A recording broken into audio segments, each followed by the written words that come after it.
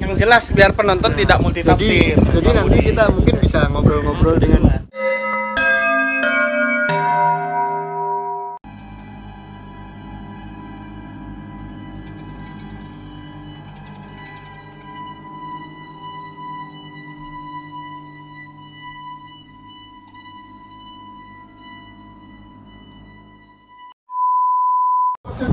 Halo guys, jadi kembali lagi di Praga Institute.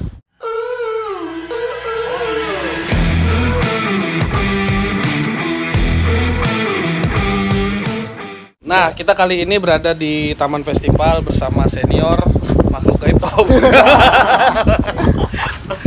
Jadi kita berada di Taman Festival di Pantai Padanggala di daerah Bali bagian timur ya.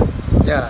Jadi di sini adalah dulu katanya tempat bermain di era 90-an yang mungkin bisa dikatakan tutup di tahun berapa, Bang? Sekitar ya mungkin lebih jelasnya mungkin nanti kita akan bahas lagi. Apalagi ada juga belinya yang stay di sini, ntar kita bisa ngobrol santai dengan beliau untuk lebih jelas. Beliau yang gimana? Yang kelihatan? Yang kelihatan. Oh iya. Ya, yang jelas biar penonton tidak multitafsir. Jadi nanti kita mungkin bisa ngobrol-ngobrol dengan beliaunya. Beliau yang kelihatan. Iya. Walaupun pasti juga ada yang memeriksa juga di sini. Oke. Jadi tetap dipantengin videonya, channelnya, karena ini bakalan seru nih. Walaupun kalau explore malam-malam tuh udah biasa. Sekarang kita coba siang-siang. Apakah rasanya berbeda? Soalnya udah bawa kuncennya ini, pawangnya. Kuncen. Pawang. Saya bukan kuncen di sini, maaf. Tapi pawang. Bukan, Tapi saya pawang Anda. oh, nggak boleh begitu. Akuin dong. Beda lah. Calon penunggu. Ada aja. Tapi nggak tahu ya. Aku Apa? juga belum. Waktu pertama kali kesini emang menarik sih lokasinya dan emang Menarik. suasananya. Menarik apa ingin ditarik? Jangan sampai ketarik. Jangan sampai ketarik. Beda cerita itu. Iya. Kalau udah ketarik beda cerita. Jadi, Bang, gimana nih, Bang? Pendapatnya nih, Bang, sama kakaknya? Oh, saya kan baru pertama kali kesini ya. Mau berkali-kali? Mau 2 kali. Oh. Apa namanya? Tempatnya luas banget. Luas. Dari sini sampai belakang capek dari Oh, keliling-keliling. kalau nggak luas, Bang Budi nggak mungkin tertarik. Ya, gitu lah. Ya, untuk jelasnya nih Bang Budi nih Ya. masternya nih. Oh kan, mbahnya. udah 2 orang bilang Bang Budi master. Iya. Gimana kakak, benar ya? Benar-benar. Oh, udah 3 orang. Mas Budi sih Om Budi. Om Budi. Namanya Om Pau. Kakek Budi. Ini dia orangnya. Nanti kalau ada apa-apa tolong dicari.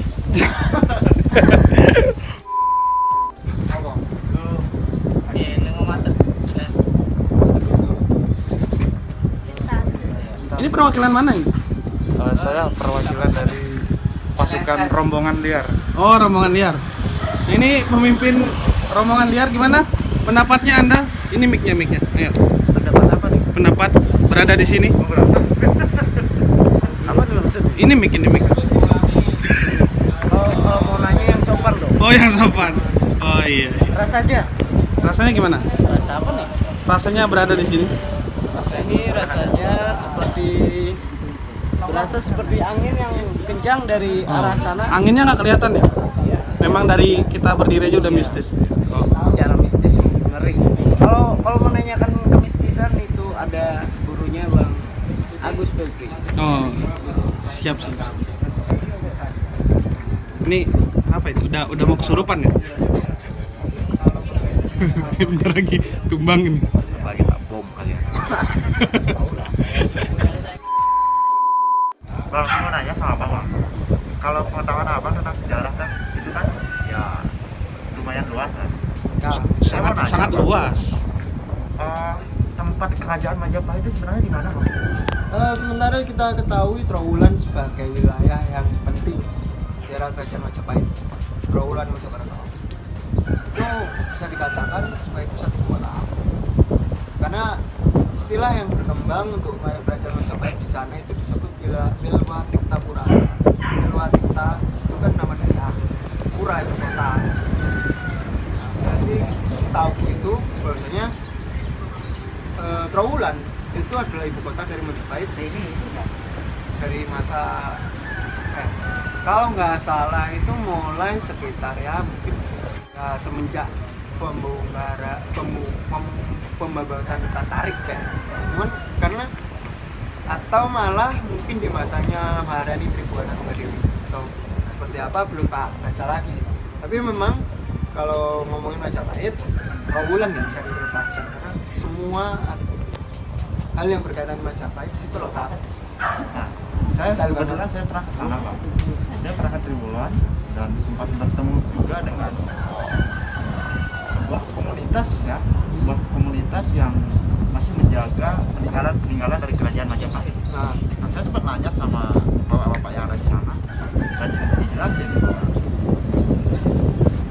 tempat letak dari ibu kota kerajaan Majapahit itu belum bisa dipastikan. sebenarnya. Iya. Sebenarnya. Tapi yang di Trawulan itu adalah tempat dari para Brahmana yang dulu bertugas di kerajaan Majapahit. Bisa dikatakan Brahmana, iya. lokasi kantor Kementerian Agama. Iya. Kemungkinan seperti itu karena kita berbicara Majapahit ada Kementerian Agamanya ada dua, yaitu Kementerian Agama Buddha dan Hindu. Walaupun Islam sudah ada semenjak bahkan dari abad ke-7. Jadi Islam di Majapahit itu juga udah berkembang cukup lama sebenarnya. Walaupun mungkin baru diresmikan atau bisa dikatakan baru benar-benar kelihatan banget komunitas orang-orang Islam itu akhir-akhir periode Majapahit. Cuman untuk Trawulan sendiri memang masih perdebatan. Yang jelas Trawulan sebagai sebuah tempat yang sangat penting untuk kerajaan Majapahit. Contoh kalau di Blitar itu malah ada satu situs yaitu Candi Penataran yang dibangun 3 masa, yaitu dari Kediri, Singosari sampai Majapahit. Nah, itu kan Blitar sebagai wilayah kota penting di daerahnya, sebagai lokasi-lokasi atau tempat dibangunnya bangunan-bangunan penting di era klasik. Nah, yang jadi soal memang perlu pendalaman lagi dan riset yang lebih dalam. Karena perdebatannya kalau kita berbicara Trawulan, ada yang mengatakan ini ibu kota, ada yang mengatakan oh ini cuma alun-alunnya, malah tadi kantor Kementerian Agama doang. Nah, dari situ kita bisa tarik kerajaan Majapahit atau bisa dibilang ya imperium atau yang kerajaan tadi sangat luas dan maju. Konkret bang, di mana ibu kotanya bang?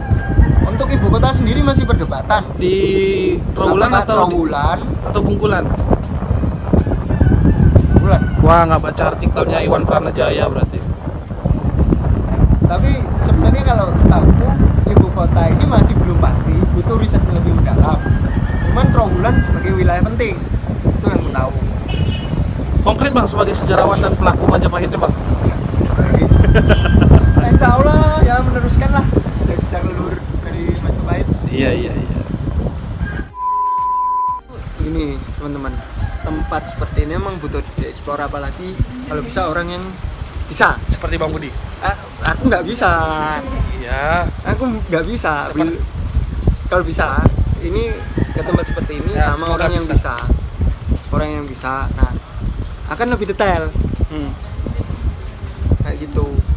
Kalau mungkin tempat-tempat situs-situs bersejarah kayak candi atau bangunan-bangunan Belanda atau bangunan-bangunan Jepang yang masih bisa di-track dengan literatur, itu masih enak.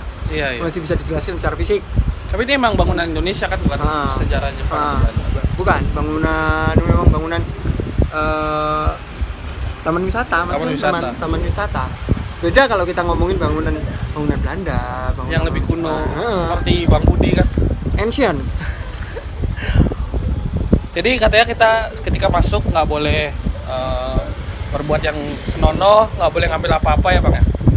Ya lebih ke tepatnya tata krama sih. Iya, tata krama. Tempat-tempat kayak gini harus tata kramanya juga. Gini Harus simpelnya. Manusia. Ya, berarti kita Gini. manusia. Gini jelasin dulu. Manusia aja. Kalau nggak punya etika, salah ngomong dan sebagainya kan ditegur sama manusia lain. Sama makhluk yang lain pun sama. Berarti kita makhluk lain?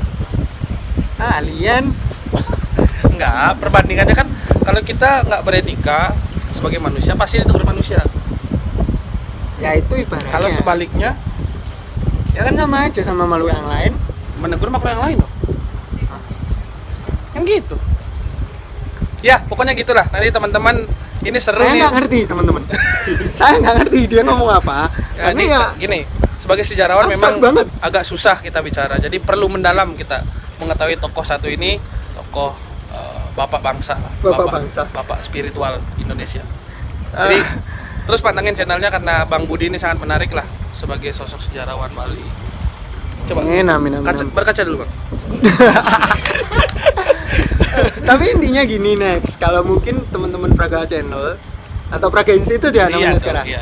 Praga Institute mungkin bisa nge-explore ke tempat-tempat bersejarah, terkhusus tempat-tempat warisan budaya yang klasik. Tapi kemarin komen-komennya anak-anak lebih suka mempelajari sejarah hidupnya Bang Budi.